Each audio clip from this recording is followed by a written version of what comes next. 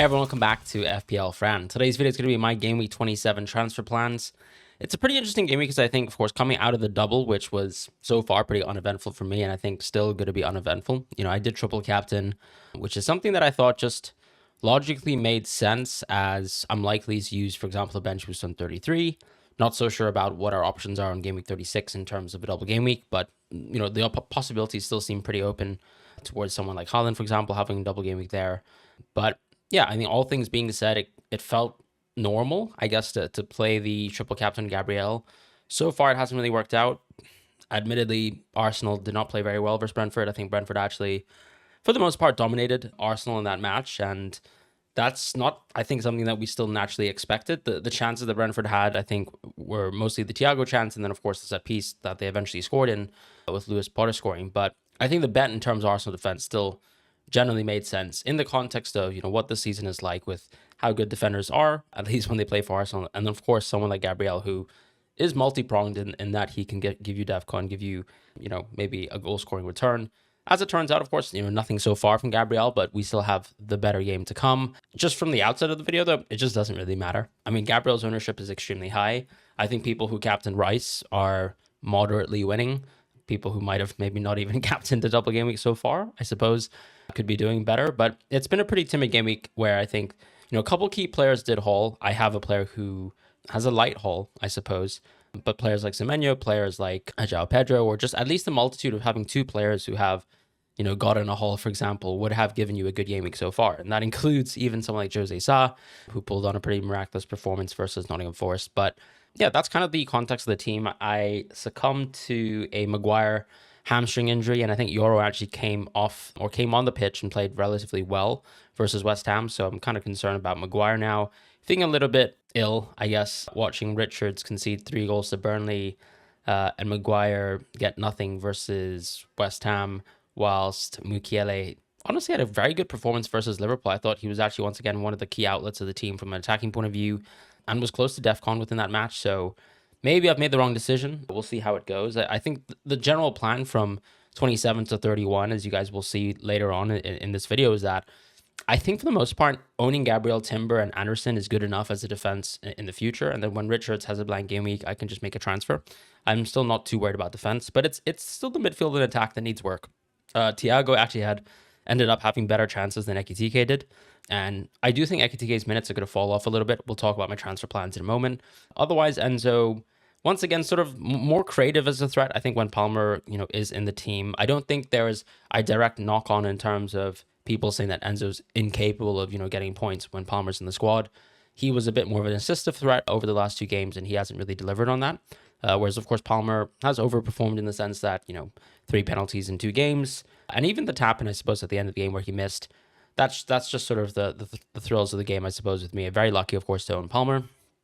Lafay didn't get DEFCON versus Liverpool, was close. I think it was 2 DEFCON off. Sobo obviously was suspended, so it's nice to have him back in the team. He continues to sort of be compounding on his form, so he's a player that I'm quite happy to own. Bruno, we all own. Haaland, we all own, ? We'll talk about that in a moment, because he might have an injury, and he did succumb an injury in the Fulham game, where clearly I think he had a knock in the first half after some contact with Anderson. And we'll see how Pep sort of, gives us updates in terms of his availability going forwards. Because, yes, there are some plans for people to go towards Salah. And I think it's all fair and reasonable as long as Haaland's out. Now, if Haaland isn't out, then I think it goes down to sort of things like risk appetite. Because for the most part, I think Salah's returned back to that usual stage of he's a 90-minute player for this Liverpool team. And we can talk about what that means. Because some people will still say, and I think fairly will say, maybe with the exception to maybe, let's say, this recent Brighton game, the FA Cup, he still, for the most part, looked like a very timid player for what his price point is. But we'll jump into that in a moment. And otherwise, I felt positive, I suppose, that I benched Krippy Jr. Kind of felt like a benching could happen. And that was, supported by the Iraola quotes. But I think that's a bit of a negative with the backdrop being that, well, while Semenyo is gone, for example, Ryan has sort of come and joined the club. He's dropped a 90-minute game already. I mean, Adley's playing, 80 minutes a match. And so I think in that context, Krippy Jr. hasn't really built more upon his form, for example. And it still seems like Iraola's comfortable taking him off the pitch at 65 minutes, which is not the best going forwards, especially since he can even get rotated in the midweek, as he was in game week 26. So that's kind of how I feel about my team. In terms of a quick review of the games, I thought Chelsea versus Leeds was a bit of a classic Chelsea game this season, where they were quite dominant for most parts of the game, but then suddenly 5 to 10 minutes of mistakes and I guess general idiocy, if you want to put it down to that, means that Chelsea somehow drew that game. And of course, they did miss a big chance at the end. Everton versus Bournemouth. Seems like Everton actually had a lot of chances. I didn't get to watch that game because it was simultaneous with the Chelsea game, but I feel like Bournemouth obviously have a lot of strong depth now. And as I talked about, Adley and Ryan are almost, slightly ahead of the pecking order in terms of picking a Bournemouth player over an Evan Nilsson, over a Krupi, as it seems. So they've sort of been compounding on that form. Everton, otherwise, Njai got a penalty, and I think people sort of reflect and sort of frown upon penalty takers. The reality is sometimes you own a penalty taker not to, take over the game, to dominate the game, and to show flair, like you'd probably expect for Njai to do. But at the end of the day, if you're there on the pitch and you can take penalties, and you do take penalties, and your team gets a penalty, well, you get FPL points. And so that's sometimes I think the idiosyncrasy in the game in terms of lining up, what you think is like a good footballing idea in terms of, maybe not backing Everton's offense versus just simply, okay, Njai's a good pick because he's a penalty taker at any point in time, as long as his minutes are good. And so that's that for you, I would say, which we always try to take a balance of, right, on the cheat sheet. And my team included. Like, I think Palmer, for the most part, up until the Leeds game, was not exceptional, I think, in open play. But Chelsea, I thought, and specifically Palmer within that Leeds match, was very impressive. So, you get to build upon that sometimes with easier fixtures. Spurs versus Newcastle. Spurs have a new manager. Let's probably just wait and see what happens there. Probably going to move into a back three. I don't really know what that means. In terms of roles, I think you'll probably see a bit more of maybe Kolomani and Solanke, and then maybe Simon's, I guess, moving more interior. But I am not going to touch Spurs for the moment. And for Newcastle, I still think they're a bit thin on depth, and they're about to run into a period where they're playing playoff football as well within the Champions League. I'm not particularly high on them, even though they had a great result versus Aston Villa as well in the FA Cup. So let's see what happens. The run isn't particularly great, but we can revisit Newcastle players as a bit of a one-off option in Game Week 31. And at the same time, I think a lot of people have held on to picks like Cho and have gotten rewarded for that. So congrats. West Ham versus United. I think West Ham continues to be showing some really good form. This is probably the first iteration of United playing versus a true low block team, and they struggled. Sesko had a great finish. West Ham didn't have the most of chances, but still probably more conclusive than United. And, they got the game state that they really wanted and tried to sort of, I think, bunker down, and were, I think, a bit unfairly rewarded with that Sesko sensational finish. So let's see how United continue to build on. Probably the first blip in terms of Carrick's tenure, but I don't think the worst thing in the world. I would like to see if Sesko starts the next game, and I think that has impacts on Cunha's minutes. Otherwise, I think over towards the West Ham camp, you still probably could feel like, okay, the key players are Bowen, Fernandes, and also Somerville, who all look really, really good. Aston Villa versus Brighton. I can't say too much about this game because I did, I think, watch the City Fulham game as well at the time. Yeah, these matches weren't particularly eventful. I think Fulham actually had a lot of chances for City, and City came up looking really good. The irony, I suppose, is in recent memory, O'Reilly has pretty much claimed a spot within the midfield for his own, alongside Bernardo Silva, who's pretty much has to be played when he can be available. So O'Reilly has opened himself back to being a pretty good pick in FPL. Doesn't make too much sense, especially, with people looking at Semenyo as well, as these players blank Game Week in 31. I guess with the context of, if you think that these players are going to overperform some of the competing picks in competing price points over the next few games, then of course there's some value there, right? To going back into a Semenyo, to going back into maybe Nico O'Reilly. I personally think that you can skirt away from them, and they could still end up sort of being on par with some of the top picks in the game, and then you save yourself a free transfer. But I can also see the attitude that people will have, which is that City actually look like a pretty good team, in a game, I suppose, or in a league where a lot of the teams are struggling for chances for, genuine attacking quality, that maybe City's still a team that you can trust more overwhelmingly than other teams. And I can understand that logic. With Forest versus Wolves, I think Forest had plenty of chances. A bit unfortunate that, Big Sean's lost his job, but yeah, I don't know. I think there's not much to be said in terms of any real interest in FPL in any of these teams outside of a double. other than, of course, Elliot Anderson getting a lot of ball recoveries, but we can just move on shortly. Palace versus Burnley. I think the reflection here is still a bit of an unfortunate game. Sure, I think the common takeaway is any team that concedes 3 goals to Burnley is a bad team, and I can understand that argument. At the same time, I think 5 shots were taken this game, 5 shots were scored. The chances weren't the best, I would say, like a lot of good chances, good finishes, I might add as well. And I think even, for example, for Strand Larson, I'm not overly optimistic with his performance individually in that game, other than he took his chances really well. It's not like Crystal Palace actually overwhelmed Burnley with the quality of chances like they have in previous games from an attacking point of view.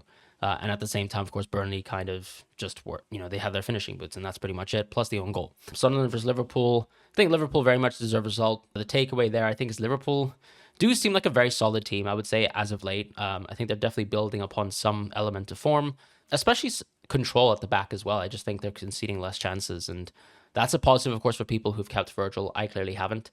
And now I suppose I'm looking back and regretting not owning Virgil. But I think the interesting piece with Liverpool is that they're about to jump into another great run. So of course you have the chance to reevaluate going for all the picks there, which includes Virgil, but there's plenty of options. I think with Sabo, with Wirtz, with Ekitike still to an extent. Tough to say because I think fortunately Liverpool's fixtures don't get impeded by Champions League up until Gameweek 29-30, that sort of period. But I still think that I still prefer Thiago, for example, over an Ekitike at this moment in time, and I'm obviously the owner of an Ekitike, but Salah definitely still is even someone who's quite prominent. And then, of course, in defense, I think Virgil's probably the most dominant pick, the most obvious pick, but Konate not too shabby as well. And Brentford versus Arsenal, we talked about at the start of the episode. So that's sort of my summary of the week. I don't think Wolves versus Arsenal will change my opinion whatsoever in terms of the league, but in terms of like things that I would take away as a positive going forwards, I do think, there's value to definitely moving more of our assets towards Liverpool. Maybe it's even just getting a defender. I think we've always mentioned that Sunderland is actually a very solid defense. So I'm not too, for example, concerned about, okay, did Liverpool not create enough chances versus Sunderland? At the same time, I also think that City result was a bit flattering. Once again, I mean, Fulham and Leno, to be honest, I think we can probably single him out as being a pretty poor keeper last 2 seasons in terms of shot stopping. If you go back any sort of year before the last 2 seasons, I think Leno has always been a top goalkeeper. But I think we're a long ways away from that. And that's pretty much my sort of takeaways from this week. I think there's a pretty big Brentford fixture run coming, and they're the team that we should almost entirely put our focus on because there's value there. And I think Liverpool also coming out of Gameweek 27, 28 onwards, that sort of path is another great run for them as well. So those 2 teams I have my eyes on.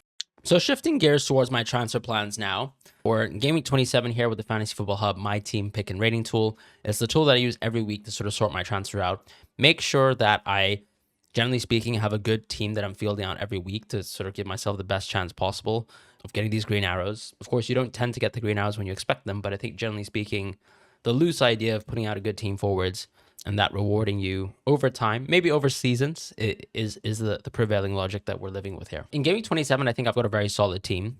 The main concern, I think, is, what is going on with Haaland and which players do I play? Now, I don't think Maguire is actually going to play Everton away.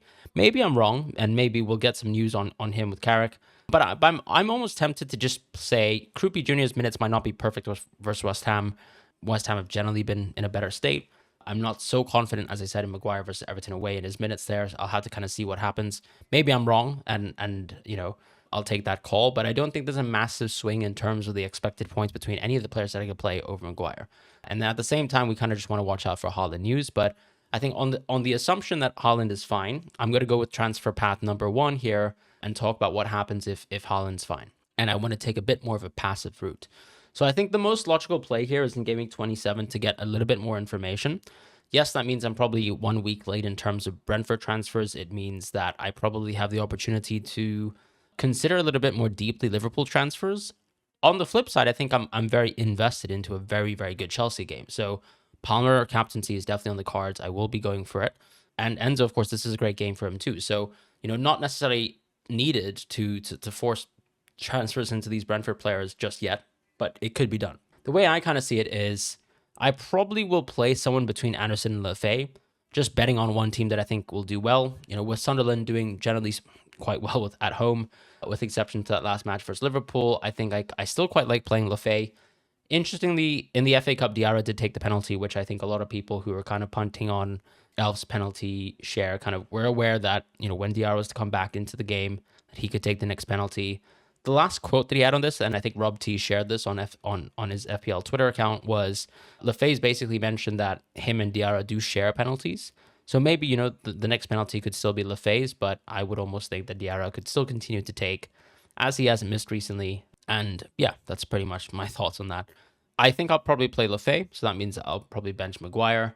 Would be nice to get a little bit more news in terms of whether Maguire actually sustained a genuine hamstring injury, or he I don't know, had a knock, I suppose, within that West Ham match, and he's totally fine. But this is probably how I'm going to play my team in terms of the bench order as well. Could be Anderson over Krupi, just for the chance of DEFCON. And ultimately still, I think anytime you get to play, for example, a team like Sunderland, the clean sheet odds will be generally quite high because the attack is still not, for the most part, that elite. So that's kind of how I feel about my team in Gameweek 27. In Gameweek 28, this is the team, or the game week rather, where I plan to make a lot of transfers. And going back to that point in terms of, thinking about whether Maguire is useful or not, it would be lovely if Maguire was available for Crystal Palace at home, because I think that's such a good fixture now, especially since Palace still, for the most part, to me, look a bit toothless in terms of the attack.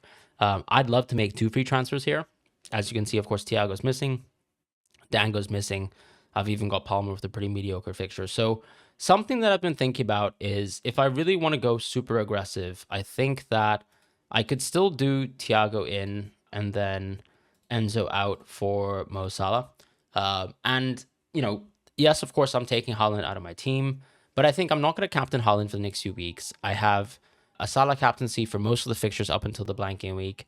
And in the blank game week, it's very likely or possible that I would want to have someone that's not Haaland in my team. I think that this decision's a bit brash, some people would say, but I don't really mind that sort of level of risk in terms of not having Haaland, especially after Newcastle at home is gone. I almost think that's one of the better games.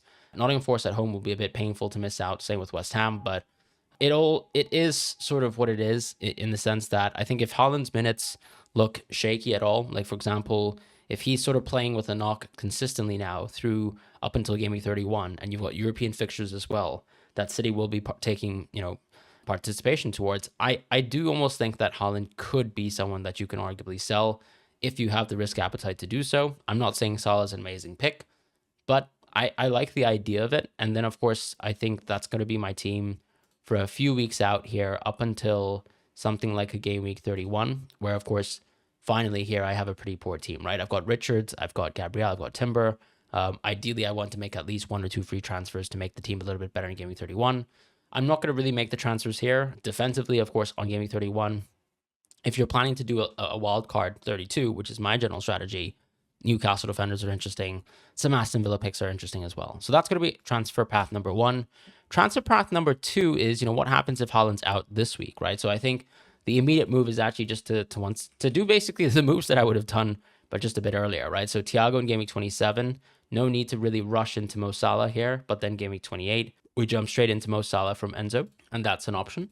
Another transfer that I actually quite like doing is if I make this move on game week 29, I can always go for Dango here, Ouattara here, through Enzo Lefebvre, which is something that I could do even in the original path, right? So just going back to my transfers in path number 1, that Enzo Lefebvre to Dango move makes a lot of sense to me in my head in game week 29, especially if Krupi Jr.'s minutes don't look excellent, right? So for example, if around this fixture run where Krupi Jr.'s got Brentford at home, Burnley away, and Man United at home, if he doesn't seem to be playing that 65 minutes per game that we usually expect from him, I think having Dango every week instead is much better. And I think still much better than, let's say, Enzo Lefebvre and what he can bring to the table.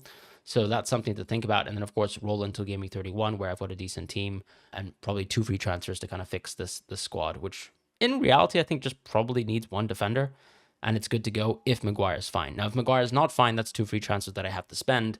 But I'm not going to spend too much mental energy thinking about that because it's just too far away. So that's transfer path number 2. Transfer path number 3 is, a little bit more of a safer path, but equally, I think also quite an aggressive path. I think that there is an opportunity for me to do something like maybe go Ekitike out for Thiago. This is if I think Haaland's perfectly fine.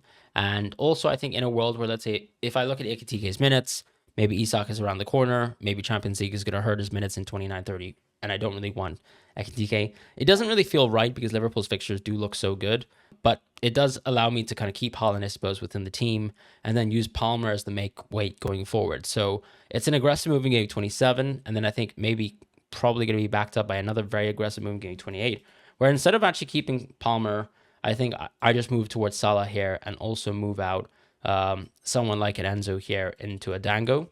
The reason why this move would probably make sense for me is if I'm going to be quite aggressive, I might as well not back Chelsea at all because the fixture run is poor. I don't really mind taking a hit with all the advantage that I've gotten from the Palmer points. Reinserting that into Salah with really good fixtures is kind of like putting myself in the same situation that I had 2 weeks ago when I brought Cole Palmer, where, okay, Salah might not be the best player, but this is still a player with a really good fixture run, playing versus much worse opponents. Therefore, things like penalties, set piece assists, even just general open play value will increase. And so Salah makes a lot of sense as a play. I would keep Haaland here, probably be defensive against, all the other teams in the world who can't afford Salah plus Haaland. And I still have that sort of advantage of, the double premium here without too much cost on my team. So that's something that I quite like. But I think it's also a little bit dependent on, is Maguire useful? Things like that, because as you can see, even on a week like this, I'd probably be quite reliant on, playing, let's say, an Enzo Lefebvre or playing a Krupi Jr. So I'm not sure if I love this move the most, but this does give me a Salah plus Haaland path. And it is quite interesting on Gameweek 29 because I guess I've gone so deep into the Brentford transfers.